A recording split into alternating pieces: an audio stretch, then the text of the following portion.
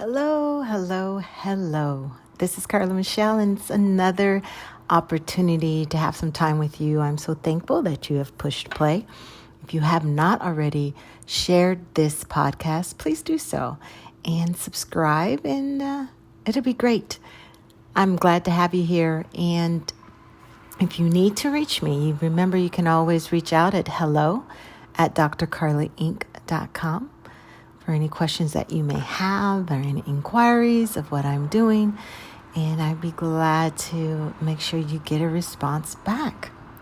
So today we are going to talk about something that was very traumatic to me. However, my trauma helped me understand some things, as well as when we hear this term, and the term is, you're almost there. You're almost there. What does that mean to you? Because I think of myself, and I really believe when someone tells me you're almost there, that I'm really almost there. Like, it's like around the corner, like less than 500 feet, just almost like truly, we're almost there. You're almost there. Well, this trauma started because of a hike I went on. I went on this hike, and I've hiked before, but short. And I've done 3 miles, but it hasn't been exhausting.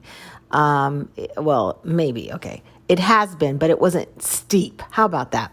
It wasn't something that I felt like if I have to turn one more corner and it is an incline that is crazy, I don't know what I'm going to do, because I don't want to go back down, but I'm going to cry if I go up again. And that is what happened.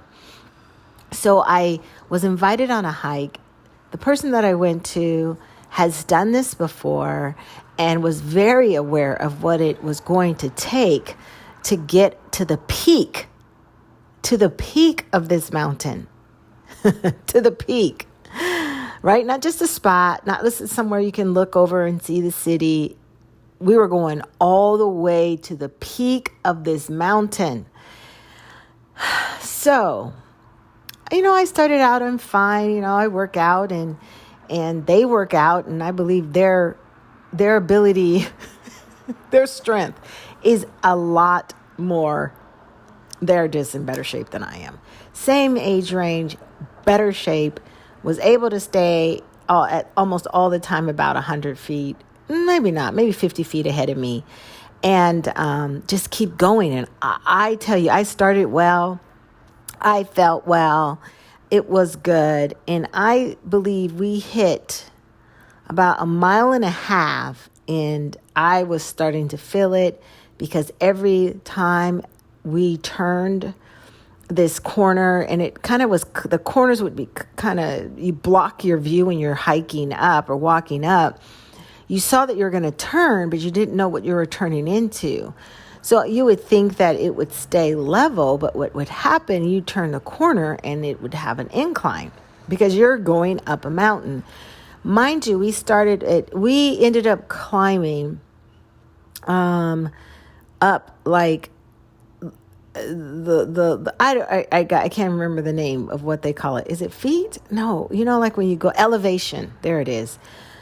We were started about 1,000 at the elevation, and then it went to 3,000. So we ended up climbing like 2,000 in between that, right? So the highest elevation we reached was 3,000 and started at 1,000. Now, I only knew this because I had my Apple Watch on, and I was watching my heart rate because I was getting tired, and it just seemed like a lot. So stay with me here. I have to say this. This person was more prepared for this hike from our conversation going up, as they asked me, did you eat? Well, I wasn't going to eat, because in the hikes I go to, I never have to really eat. I can make it as long as I have water. So I was like, well, thank God I ate. I did eat, and I had just like a toast and some peanut butter and what I take in the morning, like my vitamins and a green drink. I had that. And the night before, I didn't really eat that heavy. not enough to carry me for the next morning. Well, according to them, they had prepped. They ate a lot of food and they had nuts and all this stuff because they knew they were going to hike the next morning. And in the morning, they ate something else because they knew they were going on a hike. Me, I know I was going on a hike. I just didn't know what kind of hike. So let's just stop right there. You need to be aware, we need to be aware, and put myself in there, of what we are prepping for. You are on a road to what you want out of your life. And you are maybe walking with someone who's already done it. And they've prepped better than you. And they have prepped better than you. So now you know you're going on this hike in your life. This life hike, this next level. And you've prepped according to what you've done in the past. But what's important is to understand you need to ask some questions from those who've already been there. What is needed to go on this next level? I didn't do that. I didn't think I needed to. I've already hiked. And it's 3 miles. I've done 3 miles. But this was a different 3 miles. It was a different pull from my body, a different pull from my mind. One good thing is when I had to stop on this hike, you got my point there? I'm going to move on. One good thing about this hike is that I was able to rest in between. They were kind enough to let me rest in between. And I took about maybe 5 minutes and I would sit down and just kind of, get my... I won't say I was breathing hard, but I was definitely feeling my body working. We end up walking, I think, about 2,000 steps. So imagine, okay? And it took about 2 hours to make it to the peak. And it was only 3 miles. And it took, I don't know if many of you live in the San Gabriel Valley, but if you've ever been around the Rose Bowl, that is 3 miles. And that alone could probably, it depends how fast you are, but you can do it under 45 minutes. Okay. We took 2 hours to do the same amount of mileage. So on our way up, I am totally trying to hold myself together, and I was about to cry. Yes. I had a baseball hat on, and thank God, and some shades. But if she would have saw my face, she would have been concerned because I was about to cry and about almost at mile 2, I was about to cry. I was stopping more often. I was talking to myself. I was like, you got to do it. And you know what she kept on saying? You're almost there. You're almost there. Just turn this corner. You're almost there. And that was great because I was like, okay, we're almost there. We're almost there. So I am getting emotional and just really trying to focus on just one foot in front of the other. Let's just go. We got this. And, people would come down and they would smile and they were like, good job, good job. And I'm like, yeah. So we get higher and we're in some clouds a little bit. And I'm just still, the air feels thinner. I don't know my mind is just leaving me. How many of you on your journey to the next level in life have had to stop? Just stop. I need a break. This is hard. It's more, the jobs are not coming through. The calls are not coming. These clients are not booking. I'm not getting these promotions. I am not getting looked at. I'm overlooked. No one sees me. I'm helping others. No one's helping me. I'm going to stop. I'm just going to stop and I'm going to sit right here. But there's someone you're connected to that tells you, no, come on, keep going. You're almost there. But every time you seem like you get up and you're rested and it's going to get easier, you turn that corner and the next pathway is steeper or has more of an incline than the last one you were just on. What do? Do you want to cry? Do you cry? I think you should let yourself cry. The reason why I didn't cry is because I was running out of energy to cry. I could feel myself get emotional, but it was so much on my body. I wish I could explain this better, but it was so much on my, it seemed like it just was taking too much from me to cry. What about you?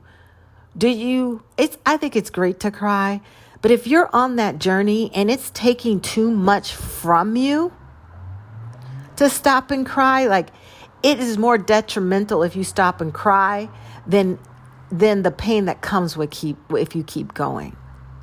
And you have to weigh that out and you have to know. So I kept going. And I tell you, I was praying, asking angels, just then I was envisioning like, well, if something gets, all this kind of stuff was happening in my head. Like I thought I was the boss. I thought I could do this. And I was like, my affirmations were weak. They were weak. They weren't coming. All this, you could do it. Yes, you can. All that. Even when the person I was with kept saying, we're almost there. Then I started getting mad at them because they kept saying we're almost there and we weren't. So I'm walking slower. I'm stopping. I'm breathing. I'm hands over my head. I'm just taking. But when I was slowing down, I started hearing these little sounds in the bushes, right? And it was like, like somebody was stepping on leaves just slowly, not a heavy foot stepping on leaves, just kind of a light, you hear that. That's me making leaf noises. So I'm hearing this. So I'm stepping. That noise is happening. So I'm like, okay. I was like, maybe I'm just hearing things, right? So I'm going up the incline and the woman I'm with, she's a little ahead of me. And we pull over we do something. I don't know if we were talking or whatever, but I looked at her because I could still hear that sound. And, like something was going, it was like walking with us, towards us, I don't know, whatever. At this time, my brain is fried, tired. I only had a little 8-ounce water bottle. 8-ounce water bottle. And let me tell you, let me put a little point in there. One thing about that, I had bought with me a larger, probably maybe a 32-ounce water bottle. But the person I was with was like, no, that's too much for you to carry. Don't worry about it. I have this little water, the 8-ounce. Now I'm going to tell you about this. You better know what you need on your journey. You better know what you need on the level that you're going to, and not base yourself on someone else's need. That met her need, 8 ounces. My need was 32. And I should have gone ahead and had that 32 ounces with me because I was dehydrating while going up this mountain and getting further and further away from where we started up to try to make it. Well, not try. We were making it to the peak. And so you got to know, what do you need? Don't depend on what someone else has already done all the time. What I'm saying is listen to yourself.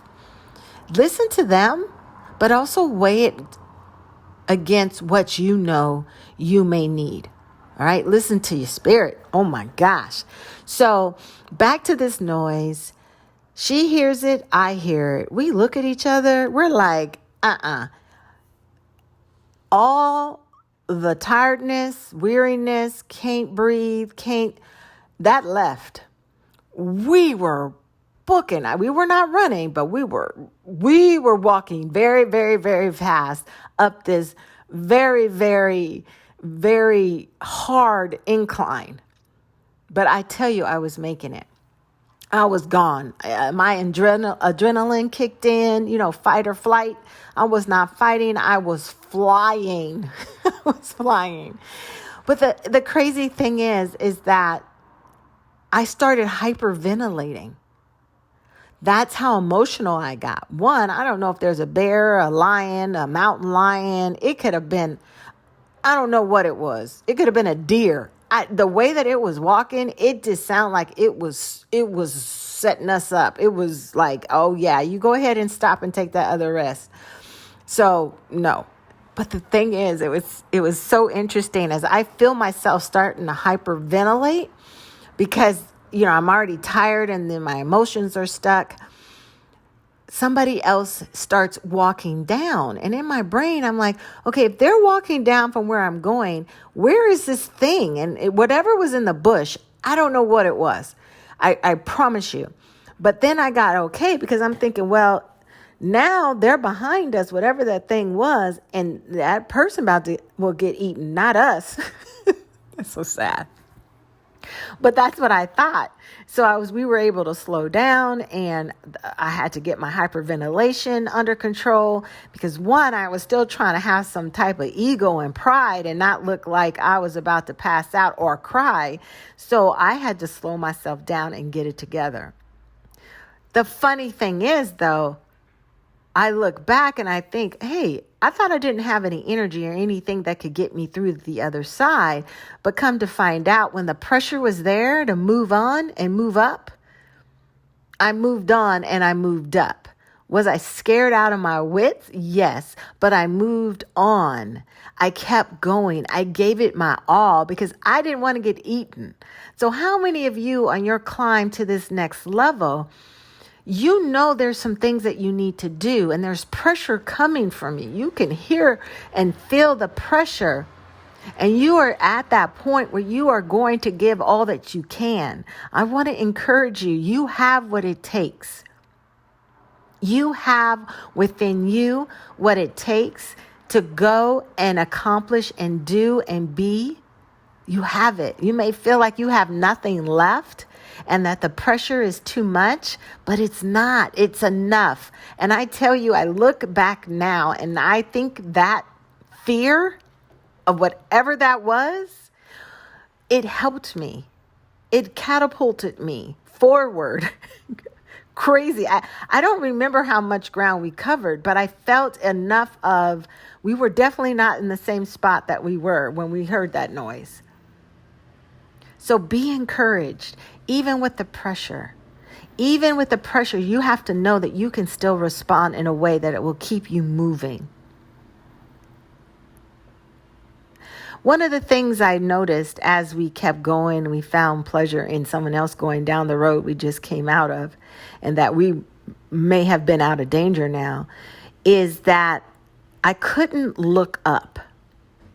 It didn't serve me anymore to look up the mountain because once again, she kept saying, we're almost there. And now I'm getting mad because I need her to stop saying we're almost there. It's like, stop saying it because I didn't believe it anymore. And then I think about the people that, I have the opportunity to coach and I'm like, come on, you could do this. It's closer than you think. Now, not that I didn't know before, but now I know how irritating it could be to have someone always telling you, you could do this, you're almost there, just wait, come on, let's work. But, the truth of the matter is we were almost there. We were closer than we were when we started at the beginning an hour ago. And I couldn't turn back. So you cannot turn back. You are further than you think. You're closer to it. You're closer to the finish than you are from the start. So we kept going, and then we passed this lady, and she goes, hey, I go, you okay? Yeah, I just couldn't make it anymore. My friends went up. I'm just waiting for them to come back down. So she was waiting, and she was taking her time, but I was like, whatever was in that bush, I hope it don't get her. But I didn't say anything. We just kept going. And then someone else came down. They're like, you know what? You're about a mile out. I was like, a mile? Oh my God, it seems so far away. Just like that. It did. Now, mind you, I'm emotional already. I've hyperventilated. I'm telling myself, don't look up, because every time we turned on the path, it just got more of an incline. My trust in who was guiding me was failing, was dissolving.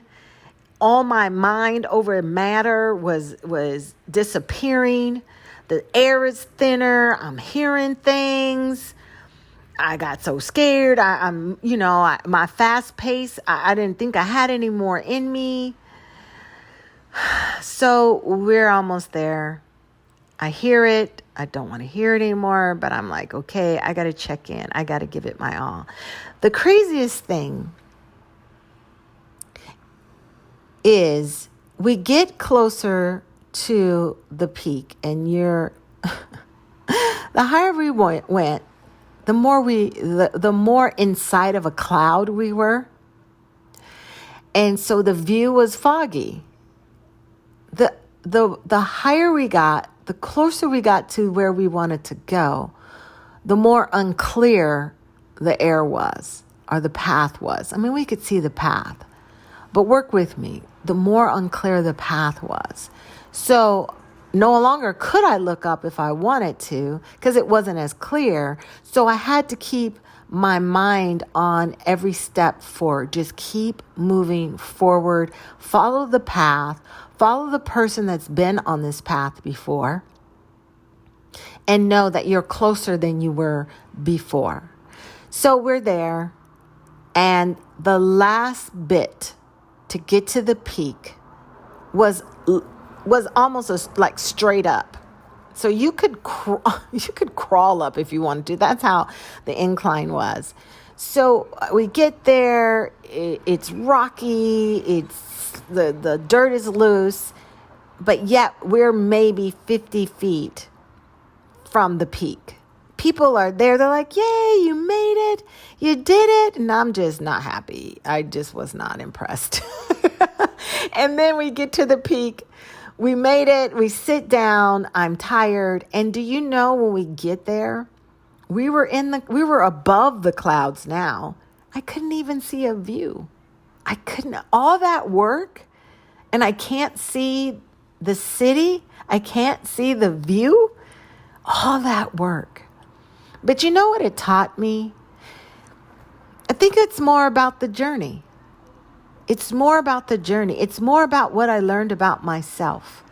It's more that I knew that when I wanted to get up, that things happened in that process that I couldn't give up. I didn't have a choice but not get up. I mean, I could have turned around or called 911. But I've heard stories about calling 911 when we were hiking, so I refused. And not horror stories, just sensitivity to the firemen and the firefighters who have to come get you. But it is something to know that what you thought wouldn't take so long or be so hard turns out to be the longest, hardest thing you've ever put your mind to. But the biggest thing is that you accomplished it. And that is where my victory lied, is that I accomplished it. And I could say I did it. Now, I don't want to do it again. I won't say never, but I don't want to do it again. Because it took that much out of me.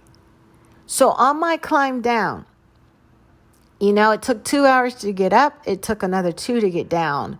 It's just the way that this trail is. Things were steep. You're sliding. It's just it's not that dangerous, but you just have it's not dangerous. It's just your body's tired. My feet were hurting.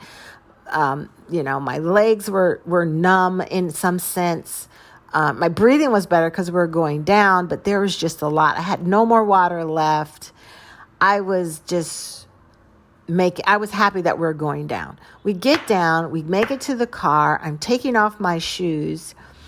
And I think the life within me all came out, meaning I felt hollow and I had nothing. I couldn't hold my head up, my body up.